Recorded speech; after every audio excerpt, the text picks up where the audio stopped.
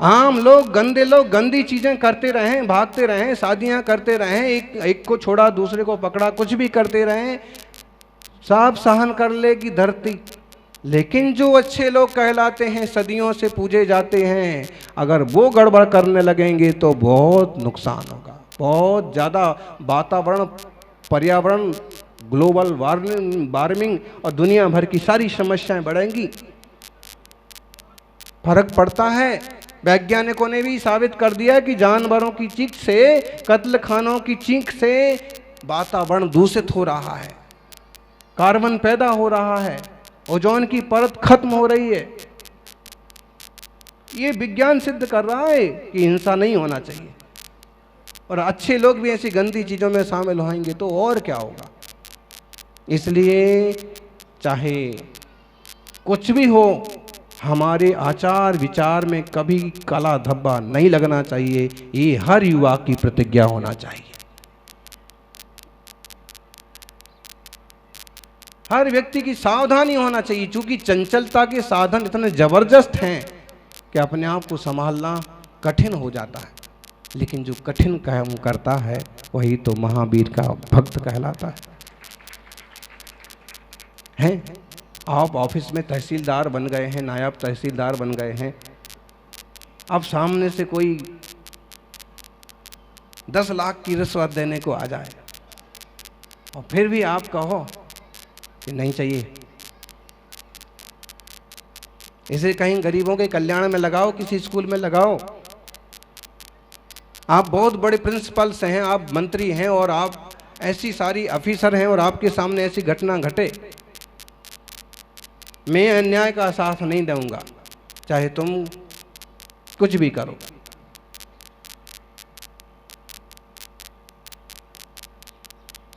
होते हैं, ऐसे भी लोग होते हैं, और आपको ऐसे बनने की कोशिश करना चाहिए। आप कहो कि सच्चाई का ज़माना नहीं है, झूठों का ज़माना है, लेकिन एक बात है कि भले कितना ही झूठ का बोलबाला हो, लेकिन सच्चे को लोगों की अपनी एक आभा होती है, सच्चे लोगों की अपनी एक संतुष्टि होती है, सच्चे लोगों का अपना एक प्रभाव होता है। सच्चे हो, सच्चे बने रहो। आत्मार्थी सज्जनों, ये छोटे छोटे व्रत छोटे ही हैं, हम कोई आदिनाथ भगवान जैसे 6 महीना का सीधा उपास तो नहीं कर रहे हैं, महावीर स्वामी जैसे जो लंबे लंबे 2-2, 3-3, 4-4 महीने के उपास और साधना और जंगल का वास और ध्यान था, वो तो नहीं कर रहे। तो हमें छोटी छोटी चीज़ें, छोटे छोटे व्रत, छोटी छोटी पूजा करके प्रभु के प्रति इतने समर्पित हों कि हम अपने निज चैतन्य प्रभु को जानें और एक दिन उसी लोक के वासी बने जहाँ पारसनाथ महावीर भगवान विराजे।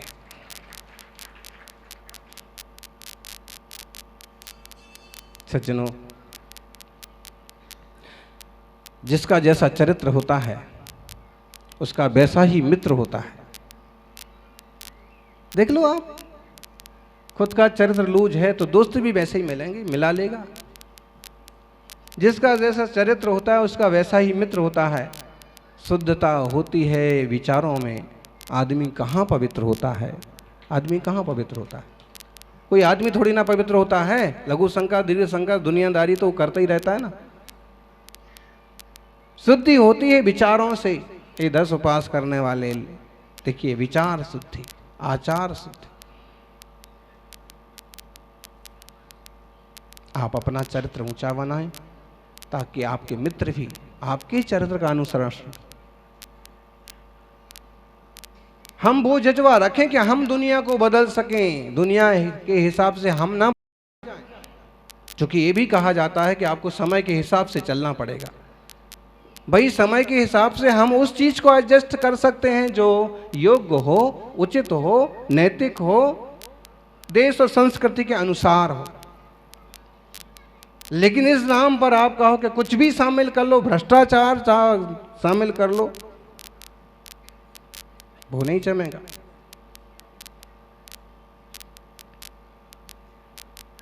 तो ये संकल्प करें हम महावीर ना बन पाए, लेकिन इस लायक तो बने कि लोग फक्र करें कि महावीर के शासन का अनुयायी है, महावीर प्रभु का भक्त है।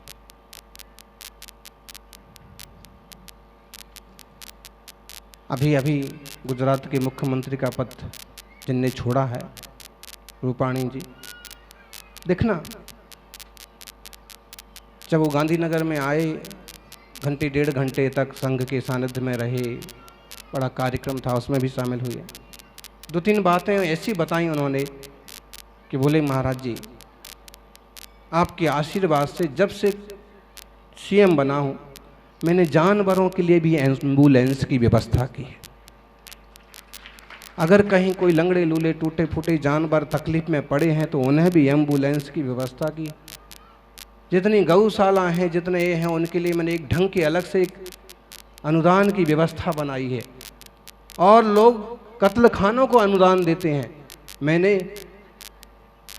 गौशालाओं को, पशु पंछियों को अनुदान देना चालू। मतलब जैनी श्रावक अगर कहीं भी पहुंचता है, कितना भी ऊपर उठता है, तो कुछ ना कुछ उसके संस्कार सबके हित के, सबके कल्याण के रहते ही रहते। मैंने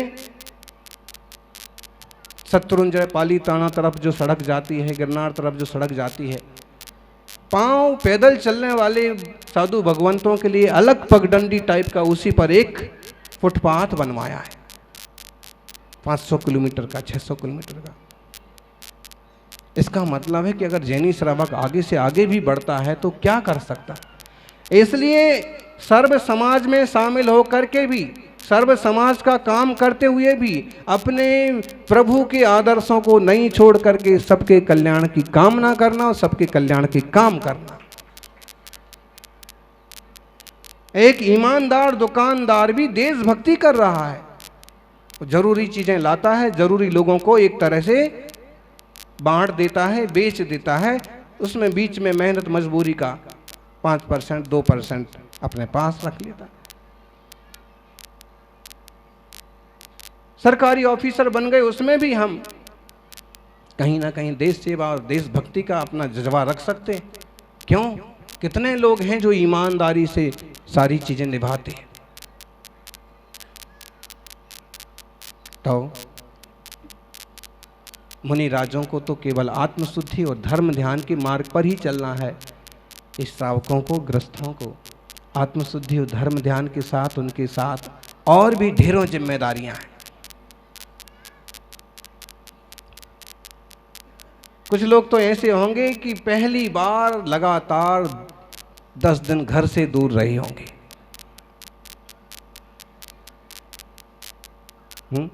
टीवी से दूर रहे होंगे, बीवी से दूर रहे होंगे।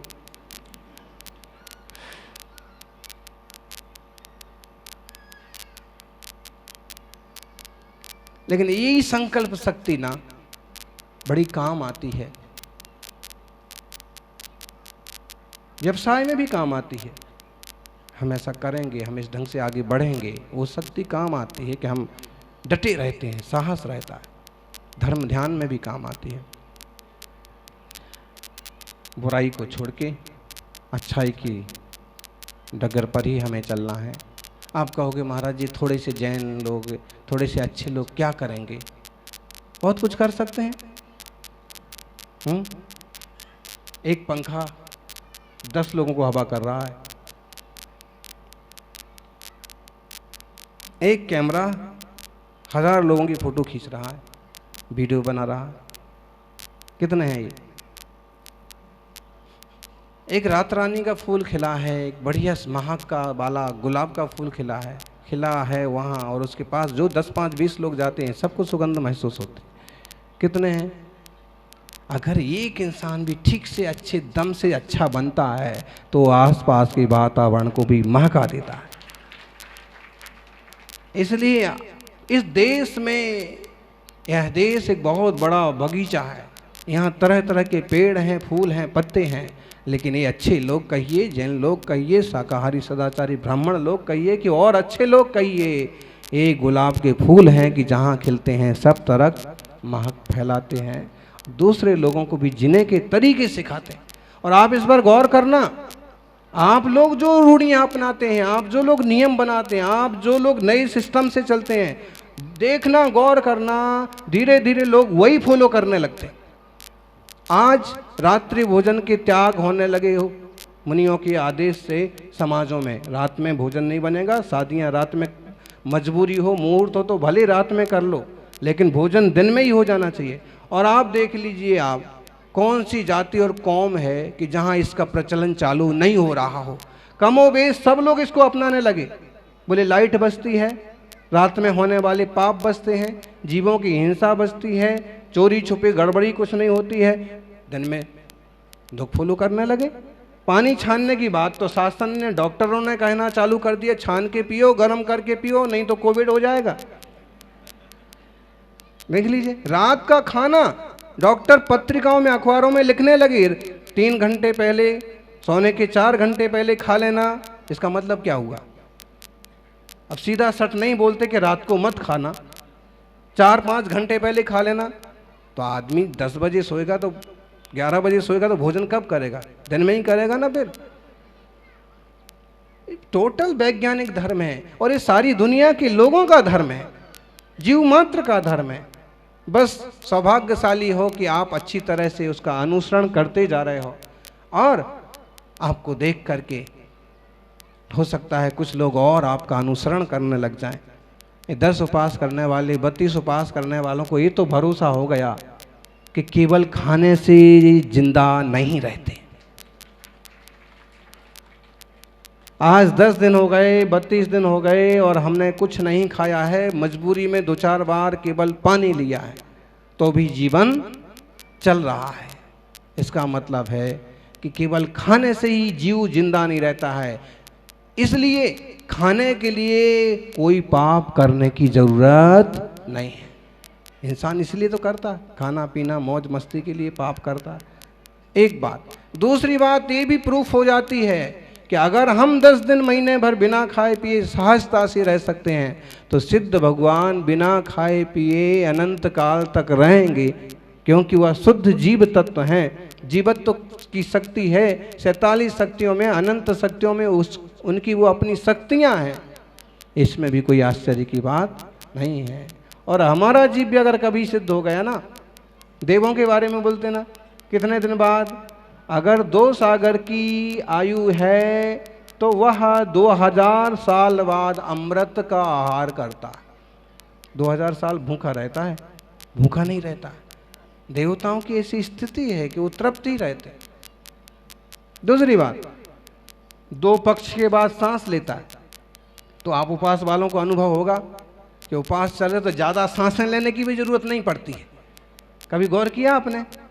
जैसे आम खाने पीने के बाद कुछ ज़्यादा ही सांस चलती है भाग दौड़ में, और यूँ उपवास चल लेना तो सांसें भी शांति से चल रही हैं। जितने में 3 सांस ले लेना चाहिए उतने में 1 ही सांस ले रहे हैं। और सांसें जितनी कम चलती हैं, आदमी उतने लंबे समय तक जीता है, ऐसा योग का कहना है।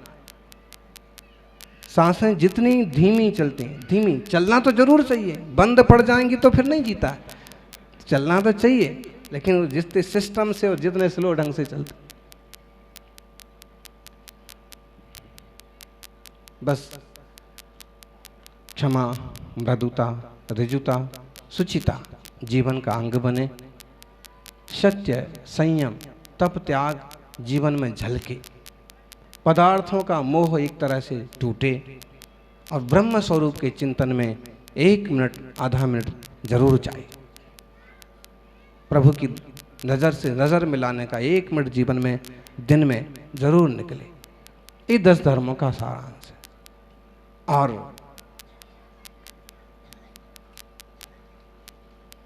दूसरों का सम्मान भी करना, बड़ों की मर्यादा करना। जो लोग हमारे सहयोग में हमेशा रहते हैं, आप सभी अच्छाइयाँ और ऊंचाइयों के मार्ग पर चलते रहें, बढ़ते रहें। जो बढ़ता रहता है वही वर्धमान बनता है, वही भगवान बनता है। पीछे नहीं हट जाना है। क्योंकि ये नहीं कहेंगे हम कि आप फिर से 10 उपवास करना, जमे तो करना, लेकिन धर्म के और सन्मार्ग से पीछे नहीं हटना है।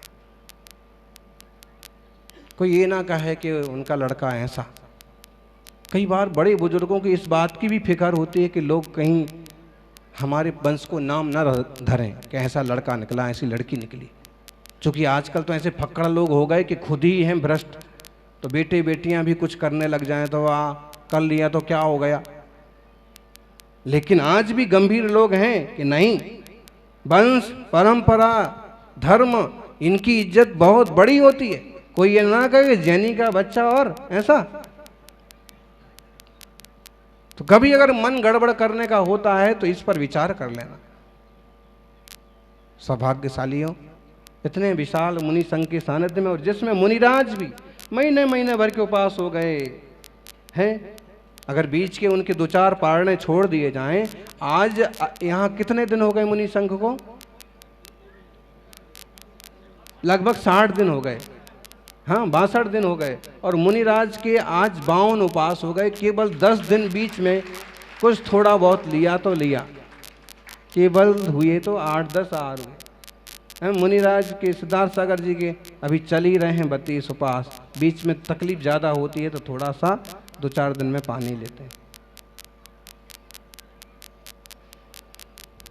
10 उपास करने वाले भी साधक हैं, माताजियों की भी साधना चल रही है।